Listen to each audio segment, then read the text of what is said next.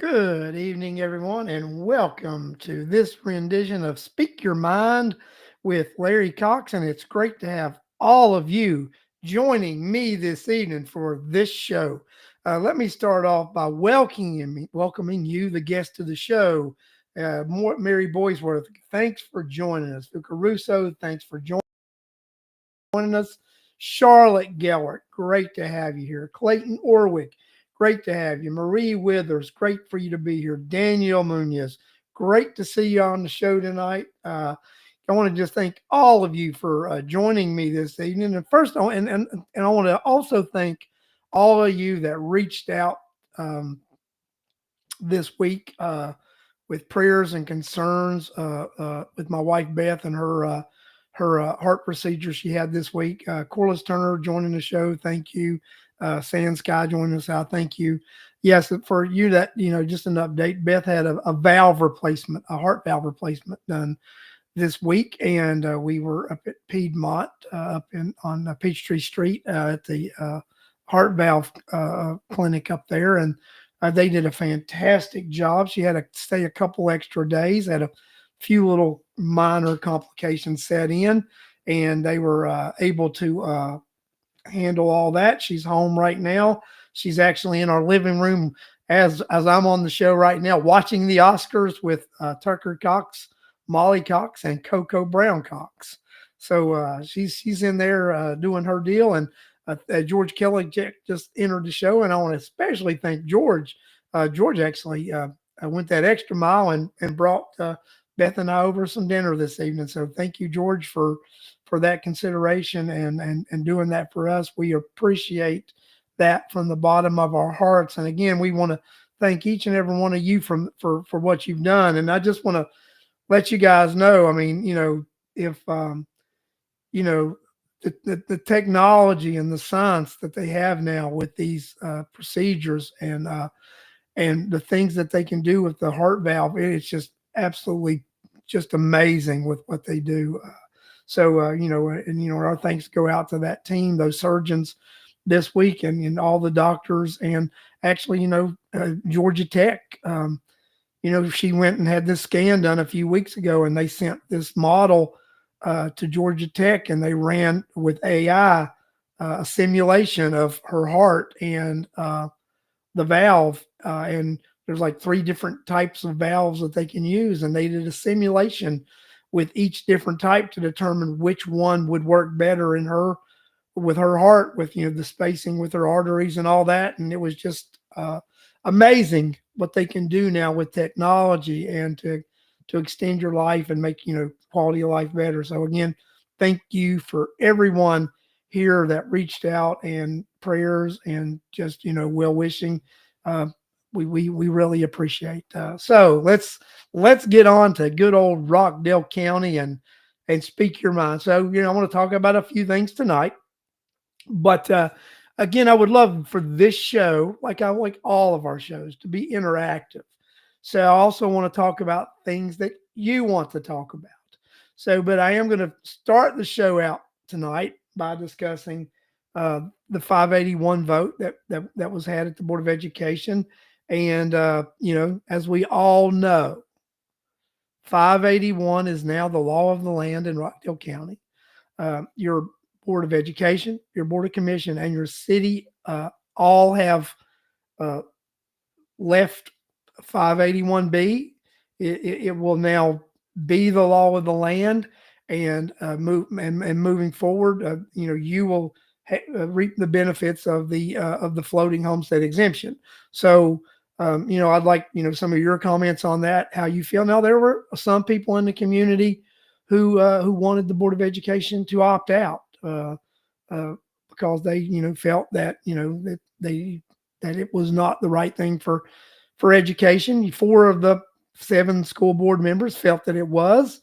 The majority of the school board voted to not opt out and to leave it be. So that's uh, the way it rolls. So we're going with that right now, and I'm very happy and proud to be one of the school board members to have voted to make sure that um, that what happens with that. So that's what that's what we need to do, right?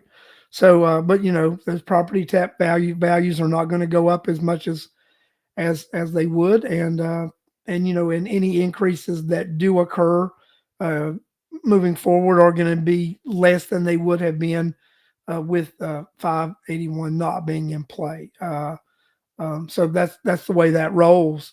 So just really glad that that was able to happen, and that you, the taxpayers, are going to benefit from that. So also another piece of legislation that's passing through the Georgia legislature that will impact Rockdale County. Senator Anderson dropped legislation, I think week before last, that would expand the commission to five commissioners. This would be at large, not districts, but it would be a start in the right direction, in my opinion. That has passed that has passed the Senate and will move over to the House. Charlotte, you're asking an interesting question, right? So, will all seven members be able to work as a team going forward? I don't think that all seven members didn't work as a team uh, in any governance. When you look at your state legislatures, any city councils, any board of commissions, it is not necessarily to vote in unison to work as a team. It's you're able to have discussions, debate, uh, talk about issues, and then vote on them and decide as a governance team. And that doesn't mean a unanimous or that you have to agree on everything. At the end of the day, you'll come to a majority that agrees on an issue one way or the other. I actually think it's healthy that you have different opinions and uh, um, different thoughts on boards. I think that helps a board stay healthy. It helps government stay healthy to have different opinions and different approaches to things. So I think when we look at it, it's not a bad thing. And actually, Senate Bill 4 that has introduced, and I think it's in a second read right now. It's a piece of legislation that defines the roles of Board of Educations and superintendents and trainings. And actually, one of the things that Senate Bill 4 says that the entities that train board members, one of the things that it says you can't be taught in your training is that you must be unified in your decisions or in your thoughts. So that is some of the teaching that is going on right now in some of these entities that teach board members. They teach you that you have to be unified. You have to have come across as a unified front, or you could lose your accreditation.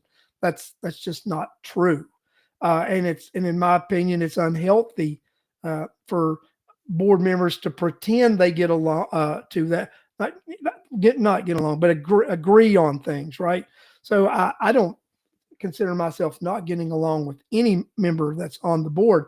I may not agree with them on ideology or on a direction, that we should go on certain things, but it doesn't mean that I dislike or devalue their opinion. It's to the contrary. I'm an individual who loves to actually debate things and discuss things and hear someone else's viewpoint because it's healthy. So moving forward, Charlotte, do I think that we'll be able to work together to be a team going forward? I actually think we're a team right now. We're a team, and there are seven individuals with seven different opinions and seven different views of things that we come together and we will decide on something as a majority. And I think that's healthy for government to have that different viewpoints. But at the end of the day, you debate an issue, you vote an issue, and you move forward on an issue. It's just like 581. 581 is an issue that has been debated, it's been voted on, it's been decided, and now you move forward and you govern with that decision being made. And it's as simple as that. So I mean that's the way I look at that. Uh, Corliss said yes. Senate Bill 238 passed the Senate and it's in progress, and that is the legislation to create the 5-person commission board with a county manager. And I totally support that piece of legislation. If anybody, I mean, is my preference to have districts? 1,000%. My preference is to have districts, but I think the biggest hurdle we face in Rockdale County, and we've had at the Board of Commission, is the fact we've had 3 board members and it only takes one other person to go along with a bad idea to make it go into effect. And I think we can all look at up in Old Town right now and that debacle with that administrative courthouse complex that we see going on right now, and the fact that even the county has acknowledged that they can't finance one other thing right now, that the county has maxed out. We can't finance a 5-pack of Bazooka bubble gum if we wanted to right now, because of that project has maxed out the county's credit limit, and we should have never put ourselves in that situation. There were alternatives to do different things that were more fiscally sound, and the reasoning that just because the previous administration moved forward with it and made it happen, that's not, let's be real. Donald Trump was building a wall. Joe Biden came in, they stopped building a wall. Joe Biden left, Donald Trump's back. They're going to go back to building a wall. Just because one administration was doing something doesn't mean another administration has to do it. Then they said, well, we've already got the money. Well, work out a deal, pay some of the money back. Those kind of deals are all in loan agreements, right? Pay some of it back if you don't need it. If you're going to change the plan you want to do. I mean, it's as good as that, right? I mean, that's what we can do. Nothing in government is etched in stone. Even 581, as we know right now, even though we're all on board, it's not etched in stone. The legislature, if they see in a couple of years that it's not what they envisioned it to be, then you know what? You'll see legislation come down the pike that will amend 581. And that's the way government works. Nothing is permanent. And by telling us that something is permanent is disingenuous to us as citizens. That's why we have the form of representative government we have. That's why we have the ability to amend laws, even change our Constitution. Now, changing things is difficult because they made it so that it's difficult to actually pass anything or change anything. And we mentioned earlier about the 7 people and getting and working as a team. That's why I like the 7-person board, because you have to actually fight for those issues, discuss those issues, and build a majority to get something to go your way. And that's the way I see it, right? I mean, so a couple other people joined the show. Bill Campbell, thanks for joining, and Yoga with Joy. Joy, welcome to the show tonight. Appreciate you guys for coming on. But yeah, I mean, I think we need to look at this all in context, right? I think that an expanded board in Rockdale County is great for the future of Rockdale County. Now, I respect Chairwoman Janice's opinion on that. She was like, give us a year, let us prove. It's not that I don't think that Janice and Tawanya going on the board aren't going to make significant difference. They already have made significant difference. With me, expanding the board is protection for the future, because representatives like Janice and Tawanya aren't always going to be on that board. And that's why it's so important to expand that board to 5 members so that it takes more of a majority to actually make something happen. I firmly believe if we would have had 5 members on the Board of Commission, you would not have this courthouse debacle that you have right now. I believe the people would have been listened to because the people did speak, right? The people through ballot questions and different manners and a vote in 2018 regarding um, bonds, the people of Rockdale County have spoke loud and clear that they didn't want that type of project, right? So that's um, that's what the deal is. I mean, they never wanted this project. This is something that was forced on them. And in my opinion, like I said last week, I believe that was why it was so important that 581 become the law of the land in Rockdale County to actually help rebuild trust with the voters and taxpayers in Rockdale County. Because, it just seems like everything that you have asked your elected officials to do, they've ignored you and done the opposite. So 581, in my opinion, is a good step forward to see the citizens being listened to. Sand Sky, it was a breath of, I'm going to go ahead and post this one. 1 second.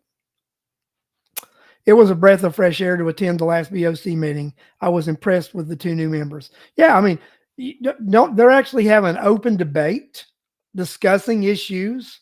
That's and that's a great thing, right? Miss Russo, I have not come across one person in Rockdale who wants the courthouse, and that's the thing. When the majority of the people in Rockdale County do not want what's going on up there, and contrary to what anybody says, it could be undone. For example, if I was on that board and not the board that I'm on, it would be something that I would be fighting, right? It would just be something that I would fight. Because I think that it's something that we should fight. I mean, it was just not right how that PFA was created. It was not right how that was shoved down the citizens' throats. It's just not right. And I think it's something that needs to be looked at. That's just my opinion. As a citizen, I don't like it.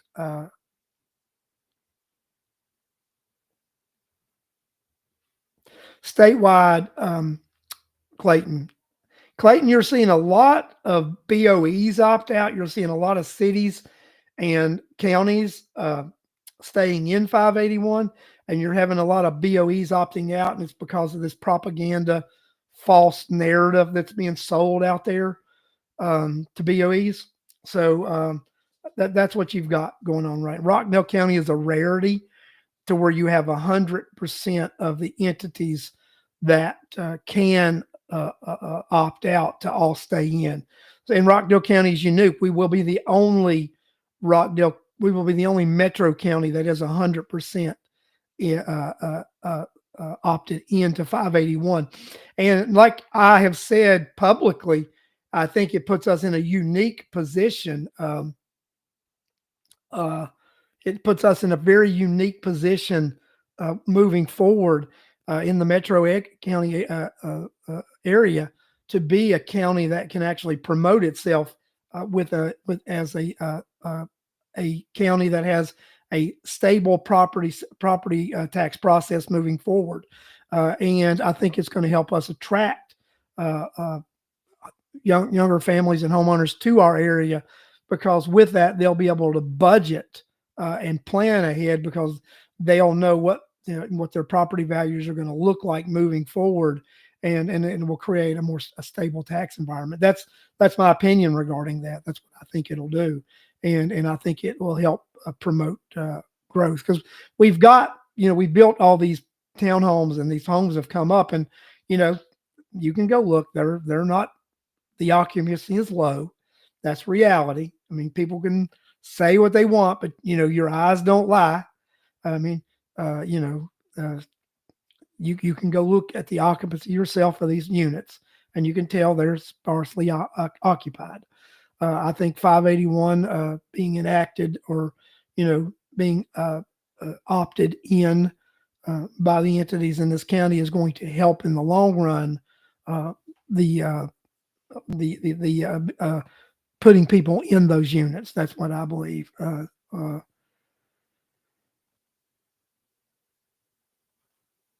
So Kelly's got a comment, right? And I think if you look across America, this is not uncommon anywhere. It seems we're always challenging the commissioners and the BO. We shouldn't have to. We need to actually elect individuals who align with us. So, unfortunately, I think you see this all across America, right? I think you see citizens having to always challenge local governments and remind them to what you said, what we want, what direction to go, because new issues are always coming up. And if the citizens don't put their opinion out there and let people know what's going on, then they don't know what you want them to do.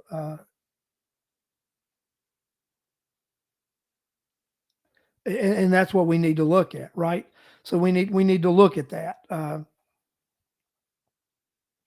We need to do that, and I think it's going to be something interesting. So we talked about the BOC and their town hall format. So just to let you know, there's been some talk at the BOE about expanding my town halls, and that's why I've not brought it up yet again, because I think that's going to be expanded somewhat. I think you may see the superintendent be involved in those town halls and other board members.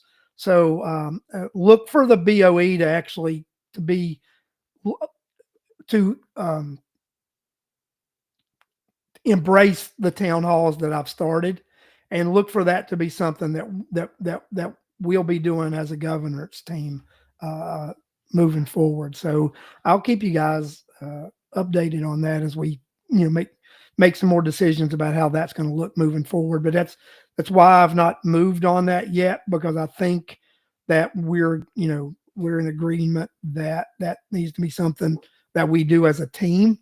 And I think you're going to, and I really wanted that. I really wanted other board members and the superintendent to embrace that, and us be able to have those listening town halls. And it'll be just like people that went to the state listening town hall. Exactly what it is. I mean, we may make an opening statement or whatever, but that listening town hall is actually for you to let us know what you're thinking about.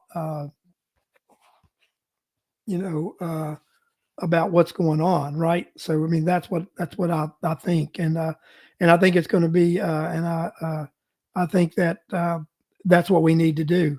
And Kelly, I am very transparent, always been transparent, and I believe that more government officials and elected officials need to be transparent, because you need to gain the trust of the citizens who have elected and voted for you. And I think that's one of the things. Some people thought that maybe they were going to get something different from me than what they got as from an elected official.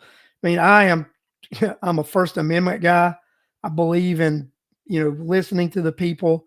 I believe in making hard decisions. Sometimes, really, I think if people would have looked deeper, you did get what you got when you voted for me.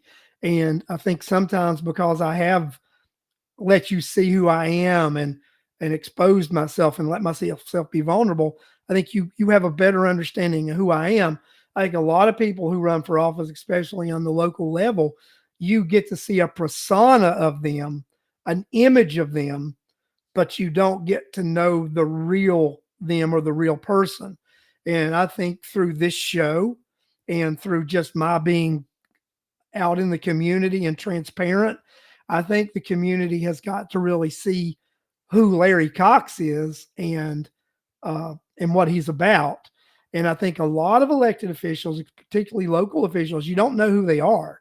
You see a picture, you see sound bites, but you don't know really who they are because you've not got to know them. And I think, and that's what I wanted to do. I wanted for people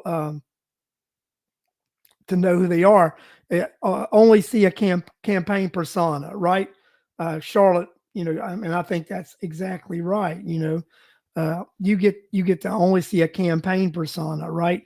Um, and I told people a lot. I mean, I said, you have Larry Cox, who was the campaign or the candidate person, and then you've got Larry Cox, a business person, and you've got Larry Cox, the talk show person, and then you also have Larry Cox, uh, the uh, the elected official person.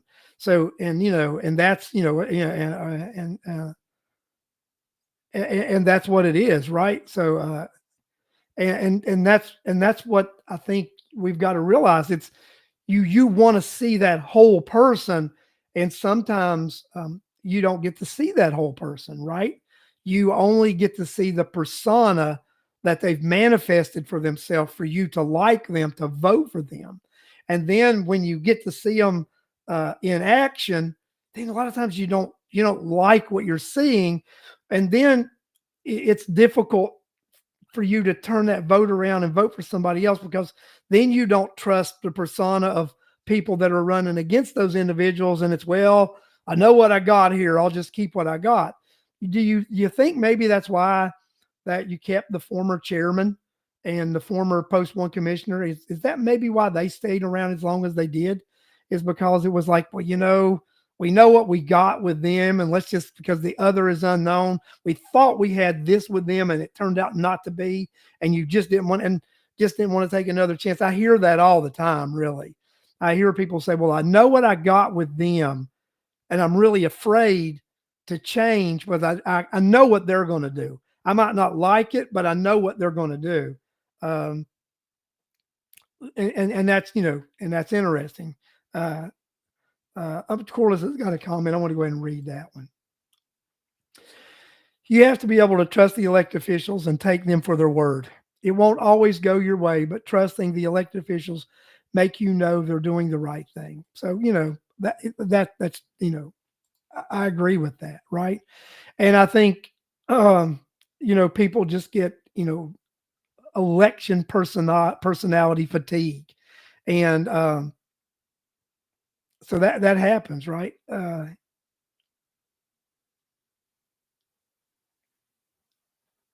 So I mean, I think that's the reality. I mean, CJ made a comment. I want to read CJ's comment, right?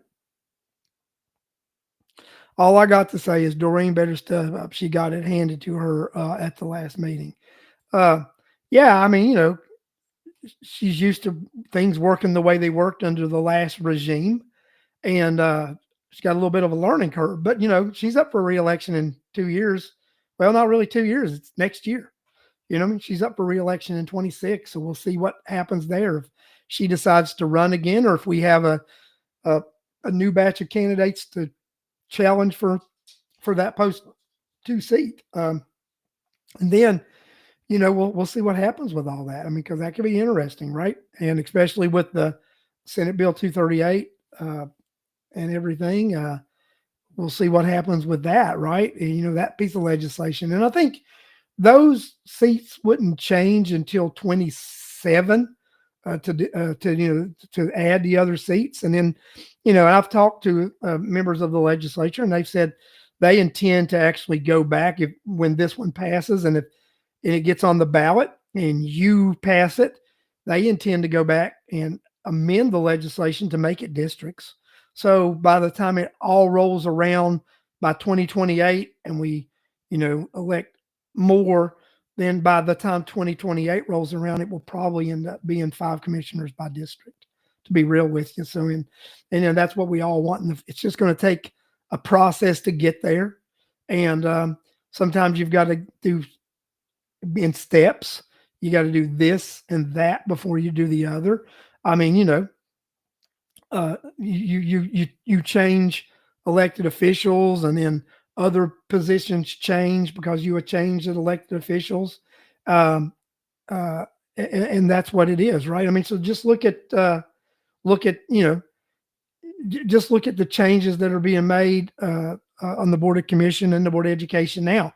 It took different people coming into office so that different other people's jobs could change, right?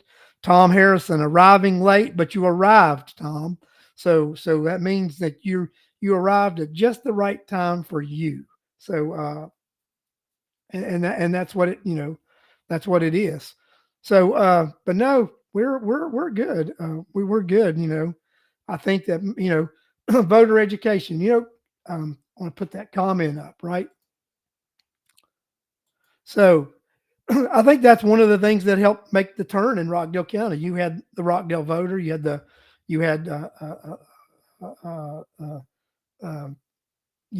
Voices for Rockdale.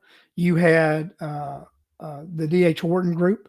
You had other groups that were heavily involved in educating voters, and they each were able to reach different individuals. That was back in 2018 that I ran against Doreen, but you had several people run against Doreen. Doreen had two other candidates run against her when she ran back in 2022, and she defeated both those, and she had uh, uh, she didn't run unopposed. She ran unopposed in the general election, but she was opposed in the Democrat primary, and she had been opposed in the Democrat primary every time she's ran, and she has successfully won the Democrat primary. So, and that's where you've got to beat her, uh, uh, uh, that's what you have to do. So, and it is educating voters, and I think the Rockdale County voters are some of the most educated voters and informed voters in the metro Atlanta area. And as far as that, all of Georgia.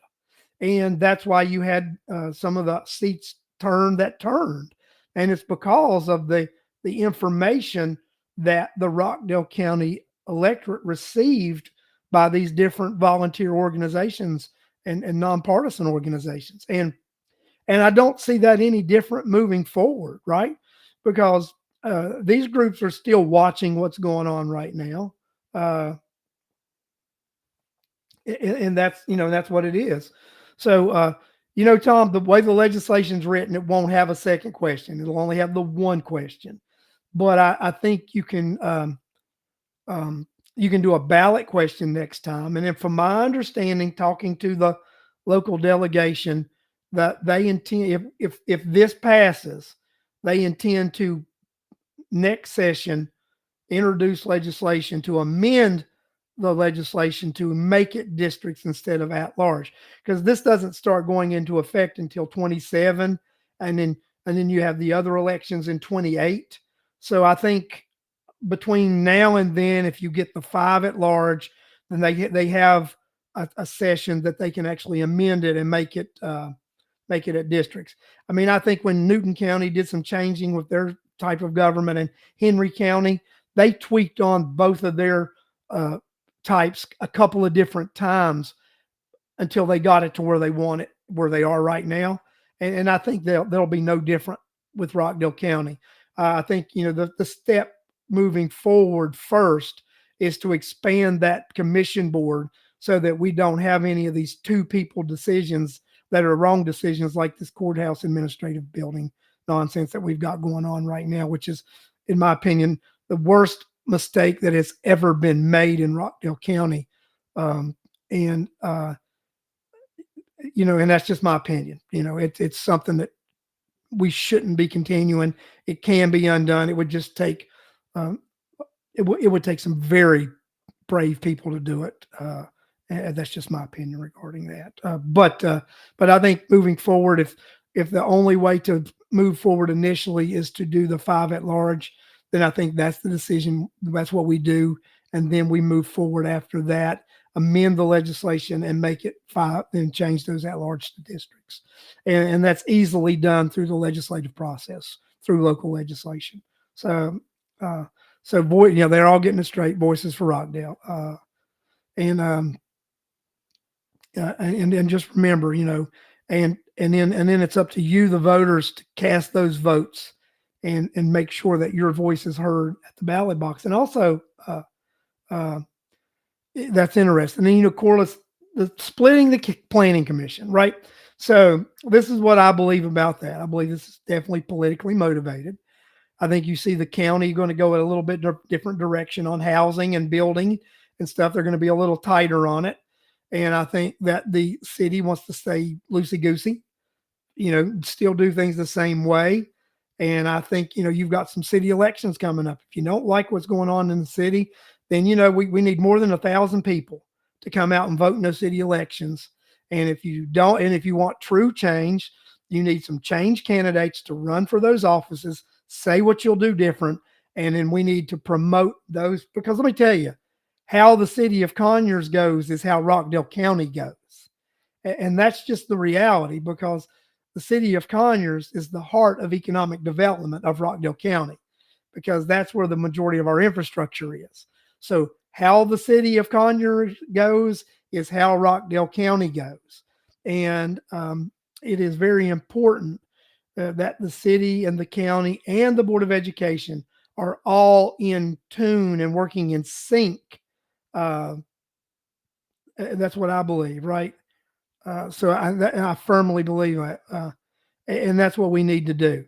So, ladies and gentlemen, I think that we can make a big difference by making sure we pay attention to these city elections that are coming up. Pay attention to them. Make sure that we know what's going on. Make sure that that we get candidates that are running, that are populist candidates that want to do what's right for the people, that actually listen to the citizens. That's what we need. You know what? We need candidates that actually care about what the community thinks and wants to do what the community, the community needs to look like what the community wants the community to look like, not what people have a vision. I mean, that was the whole problem with the Oz Nesbitt administration, right? Oz Nesbitt had a vision for Rockdale County that wasn't the vision that the citizens of Rockdale County had for Rockdale County.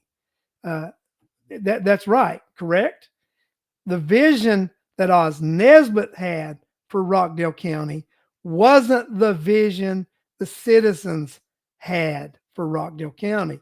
And I think we need to decide as citizens of Rockdale and Conyers, what's the vision that you have for the city of Conyers? And then you need to elect those individuals to those positions who have the same vision that you have for Rockdale County. I have a vision of a successful school system that is looked at as a successful system, not just in the metro area, not just in Georgia, not just in the United States, but worldwide. My goal is to build a school system in Rockdale County that will be marveled worldwide, not just locally. That's not good enough for me. I don't want our kids just to get as good an education as any other child in the metro area. I want our children to get a world-class education, and I believe we can do that. I believe that we can provide a world-class education in Rockdale County. That's my belief as a board member. And I don't think you should have any other elected official on any other board not believing the same thing, that the Rockdale County should be an example worldwide. The city of Conyers should be an example worldwide. We shouldn't limit ourselves and put ourselves in a box. And whenever we do find those extraterrestrials, then we want to say we want to be one of the best universally, right? Janie Jones agrees with me, and that's what I believe we can do.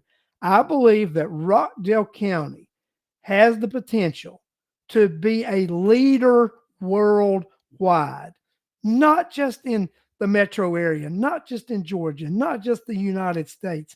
That's what I believe, and that's what I am going to fight for. For this community. I believe in this community. I believe in Rockdale County, and I'm going to fight for Rockdale County. And that's economic development, that's education, that's everything. And that's what people like Corliss Turner and Bill Campbell and Charlotte Gellert and Cheryl Garcia, um, and Clayton Orwick, right? And Marie Withers, and just, all of you guys on here that have been promoting Rockdale County, promoting that you want things done differently. You've been fighting for a better Rockdale County for years. Your voices are being heard, and that's what's going on. That's what we're doing. Samantha Huggins Swaney, 100% yes. And that's a buy-in from one of our finest educators in Rockdale County. Miss Swaney is one of our finest educators in Rockdale County, and that's buy-in. And that's what you need to have the buy-in from. You need to have the buy-in from boots on the ground. You get that buy-in from boots on the ground, then we can accomplish anything we want to do. That's what we do. Anything we want to do, we can accomplish that, because if we believe it, we can do it, right? They say with God, all things are possible, right? And that is absolutely true. All things are possible. Faith of a mustard seed. The faith of a mustard seed. I've got that faith. I've got that faith because I know that Rockdale County, we have made that turn. We have made that turn, and we're on the way.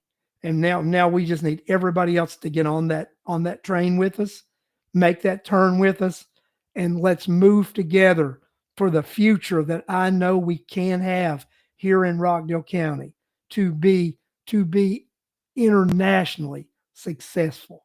And we will be. And it'll be because of people like you.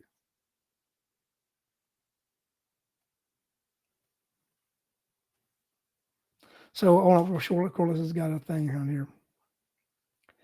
Larry, you and I have always been there and knowledgeable and had no problem collaborating with other organizations. Thank you. And that is true, right? That's right, 100%.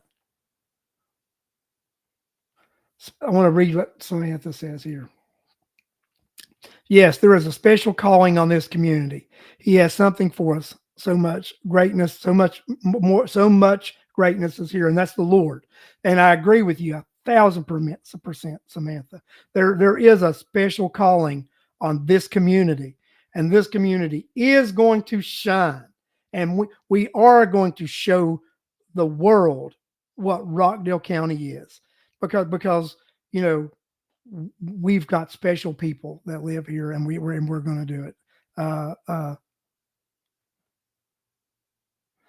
Gail Owens, we'll see, but I may run. Gail Owens, I would love to see you run for something in the city of Conyers. I would absolutely love to see that.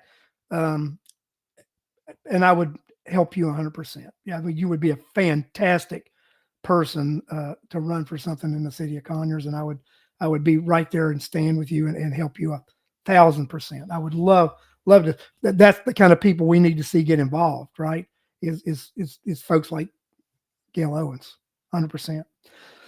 Guys, I'm just excited about what's going on. Just excited to see what's going on in our community, what's going on in everything here. And I just want you guys to know that the future is bright. I see a successful Rockdale County. I see a success in every aspects. And what I'd like to do now is I'm going to let you guys off. It is late. I've been on here. What time is it? It is 8:46. I've been on long enough, right? I think we've had a good show. We've had a good message. You guys have been very interactive in here, and I think that we'll move forward, get off here tonight, and see what the week brings us, right? Thank you for all your comments. Again, thank you all for the well wishes for my wife this week with her successful procedure up in Atlanta. And thank you for all the support that you've given me personally as an elected member of the board and as your favorite local a talk show host. I'm gonna crown myself that. And there are other people who may argue about that, and I'll let them argue about it. But it's my show, and I can call myself your favorite local talk show host. So that's what I'm going to do. So I thank you for supporting me and supporting this show and supporting our community. And I will see you next Sunday, 8 p.m. on Speak Your Mind with Larry Cox. Thank you and good night.